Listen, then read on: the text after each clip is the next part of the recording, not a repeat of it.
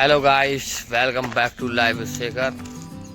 चलिए आज का ब्लॉग स्टार्ट करते हैं। जो भाई जी अपना एक पुराना दोस्त है, जाके अभी शादी हुई है तो टिंकू भाई ने आते कह दी कि गाल पे बिंदी लग रही है तो देखो कैसा हाथ डाल के देख रहा हूँ, मुझे लगे तुम्हारी। अच्छा तो तू एक बार सीरियस तो कहीं हुए हाथ कहीं मार रहा तो भाई तो जाती तो भाई बात देख रही बच्चा को होता कोई कोई करी चीज लग तो भाई उसे कैसा सुकून मिल रहा है। वो कहना चाह रहे हो आप शादी करनी चाहिए करें शादी करनी चाहिए नहीं करनी चाहिए भाई अपने वो शेयर करो कुछ बता फिर भाई बता यार बोले आज टिंकू कराऊंगे।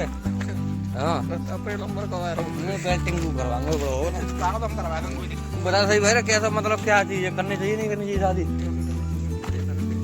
बड़ी तरीका से बढ़िया तरीका से नहीं। अगर कहता तू नहीं करतो कि नहीं करूंगा मैं बढ़िया तरीका से कैसे होता शादी मतलब लाइब्रेरी जा रहा था नहीं करतो ब्याह नहीं करूंगा नहीं करूंगा अब कैसा फील हो रहा है आपको बढ़िया फील है पर ठीक है पर नहीं होता पर कोई लोड फोड़ ना काऊ जी वो हमारा पैसा ना दे जेब में नहीं काऊ जी का लोड नहीं आती भाई ब्याह यार कोई लोड नहीं आना चाहिए लो आओ नहीं आओ लोड नहीं आओ टंग भाई मैं जब तो साइड बोल रहा भाई यही अंदर वगैरह फालतू बात कर मत यार जब मैं कह रहा हूँ यार बैठा तू कर ले यार कोई लोड ना ले परेशान कर रही तो बारह में जा शुरू कोई। अब हम जा रहे हैं कटवारी। टिंकू के पापा डॉक्टर हैं तो उनकी दवाई लेने के लिए चल दिए हम। गाड़ी है बड़े हिसाब से चलानी पड़ते हैं क्योंकि मामला समझते भाई नेकू भैया है तो तो जूता सेपट मत है गाड़ी में हिसाब चलानी पड़ती है। और हम जा रहे हैं कटवारी ये दवाई ले गए डॉक्टर साहब की।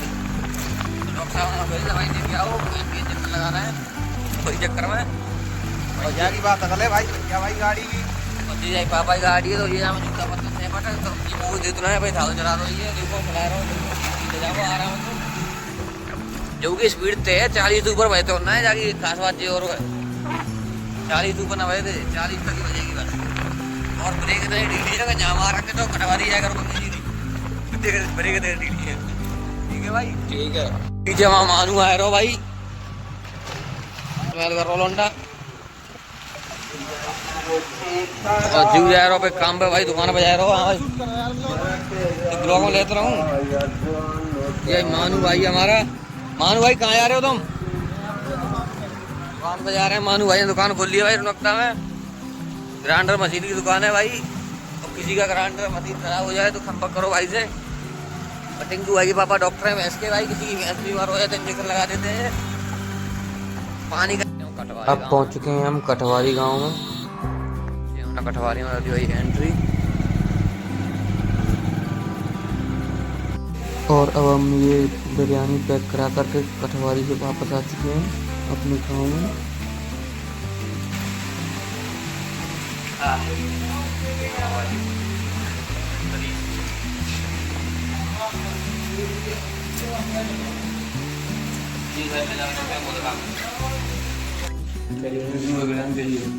बिरयानी बहुत टॉप है भाई साहब बढ़िया बिरयानी मिली है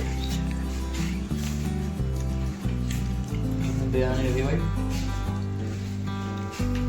ये कैंपा पेप्सी कम कर दी पियो पेप्सी कम पीते हैं भाई इसलिए छोटी सी ले ली हमने। ये हमारे टिंकू भाई हैं ये बिरयानी चल रही है भाई। देखो ये हमारे समीर भैया हैं। भैया ये चुनाव लड़ने की बात कर रहे थे और वो भी सीधा विधायकी का तो मैंने ज्ञान दे रहे भाई पहले ग्राम स्तर का चुनाव लड़ो उसके बाद पहले ग्राम स्तर की राजनीति करो।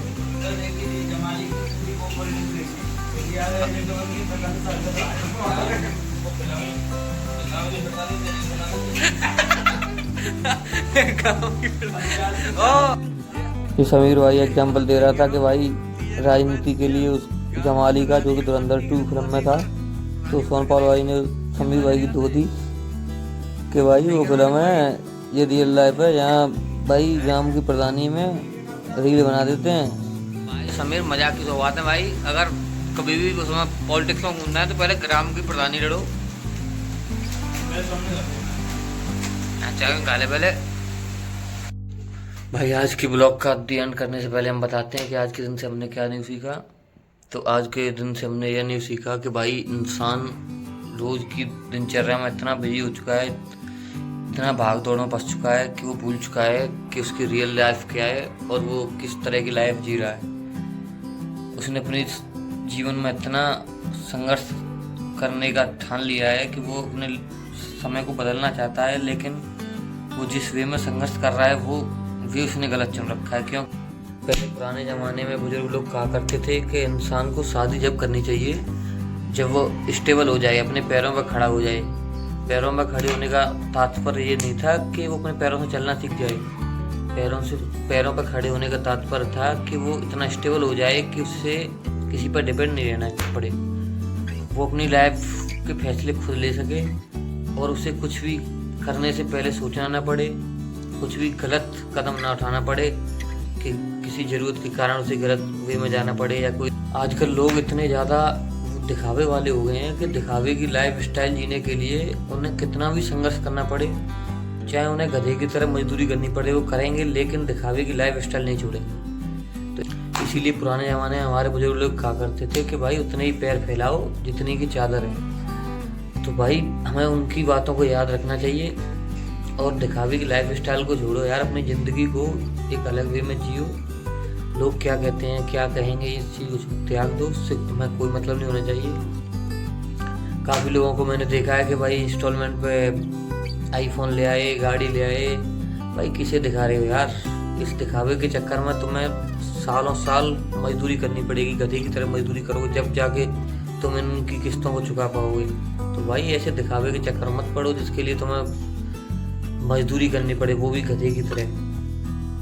जैसे कि हमारे कई दोस्त हैं जिन्होंने इतनी इंस्टॉलमेंट बनवा रखी है कि उन्हें फुर्सत ही नहीं है कि अपने दोस्तों से मिल सकें। भाई इतना बिजी हो गए हैं वो अपनी लाइफ में, क्योंकि उन्हें पता है कि अगले महीने में इंस्टॉलमेंट बननी है। तो इस चक्कर में वो भी बहुत बिजी हो चुके हैं। भाई इंस्टॉलमेंट के चक्कर मत पड़ो यार, कम से कम खर्चे करो, जितना कमाते हो उतने में गुजारा करो, किसी के दिखावे के चक्कर मत पड़ो। तो आराम से लाइफ स्टाइल जियो मस्त। भाई सबसे ज़्यादा ज़रूरी है जीवन में संतुष्टि, क्योंकि संतुष्टि नहीं है अगर तो कुछ नहीं कर सकते आप। चाहे आपके पास कितना भी धन आ जाए, कितना भी कुछ आ जाए, अगर संतुष्टि है तो आपको मिट्टी के मकान में भी खुश रहोगे आप। लेकिन अगर आपको संतुष्टि नहीं है तो आप कितना भी ऊंचा बंगला बना लें उसमें भी आप खुश नहीं रह पाएंगे। तो सबसे ज़्यादा ज़रूरी है जीवन में संतुष्टि। तो भाई कम में संतुष्ट होना सीखिए, जितना कमाते हो उसमें खुश रहना सीखो। और भाई आज के ब्लॉग का अध्ययन नहीं करते हैं तो बताइएगा आपको हमारा ब्लॉग कैसा लगा, और जो भी कमी हमारे ब्लॉग में आपको नज़र आई वो हमारे कमेंट में बताइए, हम उस पर सुधार करेंगे। राधे राधे।